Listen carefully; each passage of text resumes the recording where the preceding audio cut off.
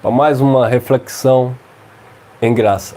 Já te peço que você deixe aí teu like, compartilhe essa mensagem se porventura ela te edificou, tá bem? Se inscreva também no canal e ative o sininho para receber as notificações. E esta é uma pergunta: Deus falhou em sua palavra e escolha? Será que Deus errou? Será que Deus não se precipitou? Será que Deus não se confundiu? Deus é homem para que minta, filho de homem para que se arrependa? Como fica essa história? Deus falha em sua palavra? Deus falha em suas escolhas? Venha comigo para mais uma meditação em graça. Romanos capítulo 9, versículo 6 ao 8, diz assim: não que a palavra de Deus haja faltado ou falhado. Não que a palavra de Deus haja faltado. Será que Deus faltou com a sua palavra? Será que Deus não se precipitou? Não que a palavra de Deus haja faltado, porque nem todos os que são de Israel são israelitas. 7. Nem por serem descendência de Abraão são todos filhos, mas em Isaque será chamada a tua descendência. Versículo 8. Isto é, não são os filhos de Deus aqueles que são da carne, mas os filhos das promessas, ou da promessa, são contados como descendência. E então, Deus falhou? Será que Deus falhou em sua escolha, em sua eleição, na predestinação? Algumas pessoas dizem assim: vocês estão pregando um Deus injusto. E se vocês estão falando de graça, como é que Deus escolheu? Se é graça para todo mundo. Então Deus faltou? Deus falhou em suas escolhas? Não. Deus usou de graça para com seu povo, que foi de antemão escolhido e predestinado em amor. Isso não tem mistério, não tem segredo. A graça se manifestou para quem Deus escolheu de antemão. Ah, então isso não é graça, porque se é graça é favor imerecido, se é favor imerecido é para todo mundo. Então Deus escolheu um grupo seleto de pessoas para manifestar sua graça? Sim. E aí? Ele falhou? Ele errou em suas escolhas? Não, abençoado. Por isso que ele é Deus e não você, não eu. Não que a palavra de Deus haja faltado, porque nem todos que são de Israel são israelitas, nem todos por serem descendência de Abraão são todos filhos, mas em Isaque será chamada a tua descendência. Versículo 8. Isto é, não são os filhos da carne que são filhos de Deus, mas os filhos da promessa são contados como descendência, os filhos da promessa. De um povo que Deus prometeu, de um povo que Deus escolheu, de um povo que Deus elegeu. Olha lá, aqui mesmo em Romanos, agora no capítulo 8, no versículo 29 e 30. Porque os que dantes conheceu, também os predestinou para serem conforme a imagem de seu filho, a fim de que ele seja o primogênito entre muitos irmãos. 30. E aos que predestinou, a estes também chamou. E aos que chamou, a estes também justificou. E aos que justificou, a estes também glorificou. Ah, irmão, então isso não é graça, porque ele escolheu, ele predestinou, ele chamou e ele glorificou. Pois é, por sua graça. Porque nem todos que são de Israel são israelitas. Nem todo mundo é filho de Deus. Todo mundo é criação de Deus. Mas filho, teu DNA divino, teu DNA eterno, foi quem ele escolheu e distribuiu o dom da fé. Por isso que os eleitos de Deus, os eleitos a filhos, os espíritos aperfeiçoados em amor, creem na eternidade. Olha lá o livro de João, livro histórico de João, capítulo 1, livro de João, capítulo 1, no versículo 13. Olha o que diz. Livro de João, capítulo 1, versículo 13. Diz assim: os quais não nasceram do sangue, nem da vontade da carne, nem da vontade do homem, mas da vontade de Deus, os quais, os filhos, não nasceram da vontade do homem, não nasceu do sangue e nem da vontade da carne, mas nasceram da vontade de Deus. E aí? Deus faltou com a sua palavra? Deus falhou com a sua palavra? Deus errou em suas escolhas? Não, abençoados. Somos nós que temos que nos enquadrar à vontade e à soberania dele, e não ele a nossa. Tem mais, irmão Elcio? Tem. Efésios capítulo 1, olha o que diz o versículo 5. E nos predestinou para filhos de adoção por Jesus Cristo, para si mesmo segundo o beneplácito de sua vontade. Versículo 11.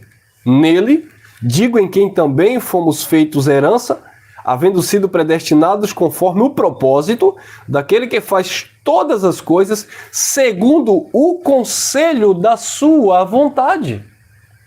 Então foi vontade dele, foi escolha dele, foi determinação e graça dele. Ele falhou? Ele errou? Ele se precipitou? Não, abençoado. Tudo de Deus é perfeito, tudo do eterno, do Criador é perfeito. O plano, o propósito, os dons, a vocação, tudo em Deus é perfeito. Por isso que o apóstolo Paulo diz em Colossenses, capítulo 2, lá no versículo 10, e estáis perfeitos nele, que é o cabeça de todo principado e potestade. Paulo também falando aos Colossenses, lá no capítulo 1, nos versículos 24 em diante, Paulo diz que não foi a todos que Deus revelou, mas a quem ele quis revelar dentre os gentios, a quem ele quis manifestar esta graça e esta glória, a quem ele quis escolher para isso, a quem ele determinou para isso, a quem ele chamou para isso. Olha aqui também em 1 Timóteo, capítulo 1, versículo 9. Olha o que diz. 1 Timóteo, capítulo 1, versículo 9. Diz assim, que nos salvou e chamou com uma santa vocação, não segundo as nossas obras, mas segundo o seu próprio propósito e graça. Viu aí? Viu aí que a escolha, que a predestinação, a pré-eleição não anula a graça? Porque muitas pessoas comentam nos nossos vídeos. Vocês pregam a graça, que é um favor imerecido para quem não merece. No entanto, vocês fazem distinção de pessoas. Nós não fazemos distinção de pessoas. Nós apresentamos biblicamente a predestinação, a pré-eleição de Deus, não do homem. Porque não é pelos critérios humanos. Deus estabeleceu seus próprios critérios. Ah, então Deus é injusto. Quem és tu, ó homem, que a Deus replica? Quem és tu para dizer que Deus é injusto, que Deus faltou com a sua palavra, que Deus falhou, que Deus errou em suas escolhas? Quem somos nós para demandar, debater com o Criador? Já dizia o profeta Isaías, o caco dentre outros cacos vai discutir com o oleiro, por que me fizestes assim? Por que eu sou assim? Por que eu nasci assim? E por que isso? Meus amados, quem é e é no Espírito. Hebreus 2,14, visto como os filhos participam de carne e sangue. Então os filhos são participantes de carne e de sangue. Participam, mas são filhos espiritualmente falando. Deus não é pai da carne. Deus não é pai da tua humanidade, tá? Deus é criador, Deus criou todas as coisas, tá? Mas ele não escolheu matéria física para habitar nas mansões celestiais.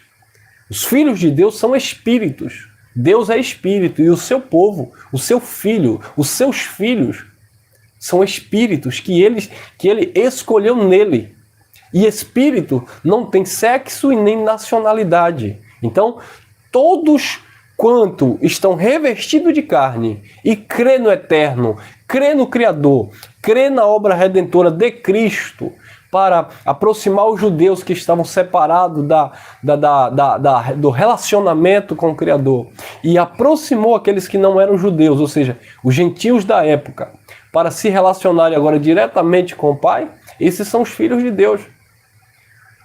Nós temos hoje esse acesso direto ao Pai mediante a revelação que foi outorgada no nosso espírito. E isso é uma graça, um favor de Deus manifestado em nossa vida, em nossa mente. Que nos salvou e nos chamou com uma santa vocação, não segundo as nossas obras, mas segundo o seu próprio propósito e graça que nos foi dado em Cristo Jesus antes dos tempos eternos. Versículo 10. Ou tempos ocultos, né? Versículo 10. E que é manifesto agora pela aparição de nosso Senhor Jesus Cristo, o qual aboliu a morte e trouxe à luz a vida e a imortalidade pelo Evangelho. E então, Deus errou? Deus faltou com a sua palavra? Olha o que Paulo também escreve a Tito, está lá no capítulo 3. Tito, capítulo 3, versículo 4 em diante. Mas quando apareceu a benignidade e o amor de Deus, nosso Salvador para com os homens, não pelas obras de justiça que houvéssemos feito, mas segundo a sua misericórdia, nos salvou pela lavagem da regeneração e renovação do Espírito Santo, que abundantemente ele derramou sobre nós, por Jesus Cristo, nosso Salvador. 7. Para que, sendo justificados pela sua graça, sejamos feitos herdeiros segundo a esperança da vida eterna. Para aquele povo ela era esperança, mas para nós já é uma realidade, porque esta palavra, esta convicção já chegou no nosso espírito e é a realização, esse complemento, esta plenitude já é uma realidade nas nossas vidas. Que você entenda, abençoado, que Deus não falhou em sua palavra. Deus não falhou em suas escolhas, porque Ele é perfeito. Somos nós que precisamos entender a mente do Criador.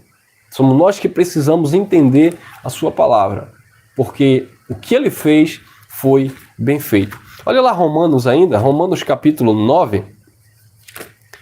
Olha lá, Romanos, no capítulo 9, no versículo 21 em diante. É um texto bem conhecido nosso. Romanos 9, 21 em diante. Diz assim, vamos ler do 20. Mas, ó homem, quem és tu que a Deus replicas? Porventura coisa formada dirá o que formou, porque me fizestes assim? Ou não tem um oleiro poder sobre o barro para da mesma massa fazer um vaso para honra e outro para desonra? 22. E que direis? O que direis? O que é que você vai dizer? O que é que você vai questionar? Quem deu primeiro a ele para querer alguma coisa dele de volta? Para que seja restituído? 22. E que direis se Deus, querendo mostrar sua ira e dar a conhecer o seu poder, suportou com muita paciência os vasos de ira preparados para a perdição? Versículo 23. Para que também desse a conhecer as riquezas da sua glória nos vasos de misericórdia que para a glória já dantes preparou, os quais somos nós, a quem também chamou, não somente dentre os judeus, mas também dentre os gentios. Que direis? Deus errou? Deus falhou em sua palavra? Deus perdeu o rumo, o projeto? É porque Deus errou, porque Deus fez Adão, homem perfeito, e colocou no jardim. Aí quando Deus vacilou, rapaz, Adão caiu. Sério? Sério que Deus fez Adão lá e colocou Adão lá e Adão caiu e Deus não viu? Interessante, né, abençoado? Adão era o homem da terra. Adão era tirado da terra. Eva representava, tipificava a vida, era uma eleita, de quem nasceu aquele, Gênesis 3,15, aquele que iria esmagar a cabeça do mal, a cabeça da serpente, que é uma tipologia de adversário à obra do Criador. Adão, disse Paulo em 1 Coríntios capítulo 15, lá dentro do contexto, a partir do versículo 20 em diante, você vai entender muito bem isso, que Adão era um homem terreno, alma vivente, mas o segundo Adão, que era Cristo, que era o filho lá da promessa, que iria esmagar a cabeça da serpente, lá em Gênesis 3,15, era o homem espiritual, aquele que veio do céu. E assim como era os terrenos, assim seriam também os celestiais. Nós estamos participando de duas naturezas. Uma natureza terrena, que é essa natureza semelhança de Adão, ou semelhança adâmica, mas nós temos uma identidade real, um espírito perfeito, que é esse DNA divino, essa natureza eterna que habita em nós, o Criador, aquele que se une ao Espírito, aquele que se uniu ao Senhor, se tornou um só espírito com o Senhor. Então nós somos abençoados. Quem somos? Pela graça do Eterno, escolha do Eterno, determinação do Eterno. E não depende de quem quer, de quem corre, mas de quem Deus se compadece e usa de misericórdia. Ele disse acerca de Faraó: para isto mesmo te levantei, para em ti mostrar o meu poder, a minha glória. Então Deus sempre levantou dentro da história bíblica opositores, adversários, sabe? Para que os filhos de Deus resplandecessem, para que os eleitos, os chamados, os predestinados em amor estivesse glorificando, estivesse exaltando e engrandecendo aquele que vive e aquele rei que reina para todo sempre. E nós venhamos separar definitivamente, sabe, carne de espírito, porque carne e sangue não herda o reino de Deus, mas o que herda o reino de Deus são os espíritos aperfeiçoados mediante uma revelação que entrou na tua mente e você hoje entende que você é um filho do Eterno, não porque você fez uma obra boa, não porque você foi para a igreja evangélica, não porque você deu sopa aos pobres. As boas obras, ela acompanham os filhos, não para se tornarem, mas porque são. Efésios 2,10 diz que Deus havia preparado obras de antemão para que andássemos nela. Claro, falando dentro daquele contexto para aquele povo. E essa palavra nos atinge, direto ou indiretamente, porque os eleitos, os filhos, tá? Aqueles que tinham sido predestinados, porque hoje não existe mais predestinado para ser filho, não existe mais eleito para ser filho, porque tudo já foi consumado no juízo, na parousia, no ano 70, já houve definitivamente no mundo, no reino espiritual, a separação dos bodes, das ovelhas, do joio e do trigo. Quem nasce filho de Deus, ele já vem filho. Quem é filho é filho. Você não vai fazer um bode se tornar uma ovelha se tornar um bode, tá? Tipicamente falando, simbolicamente falando, literalmente falando. Então, definitivamente falando, os filhos de Deus, eles já são filhos, já vêm com essa identidade espiritual. Somos quem somos, pela graça do Eterno. Que essa graça esteja te iluminando a cada dia, que você esteja entendendo a cada dia que você acordar, que você possa glorificar e exaltar e dizer: Senhor, nunca dependeu de mim, sempre dependeu de ti. Porque dele, por ele, para ele, são todas as coisas. Sem ele, nada do que foi feito se fez. Diz o escritor aos Hebreus que todas as coisas são sustentadas, né, pela palavra do seu poder. E esta palavra não falha, ele não falhou com a sua palavra. Hebreus 4:12 diz que a palavra de Deus, ela é viva e eficaz, mais penetrante do que espada de 2 gumes.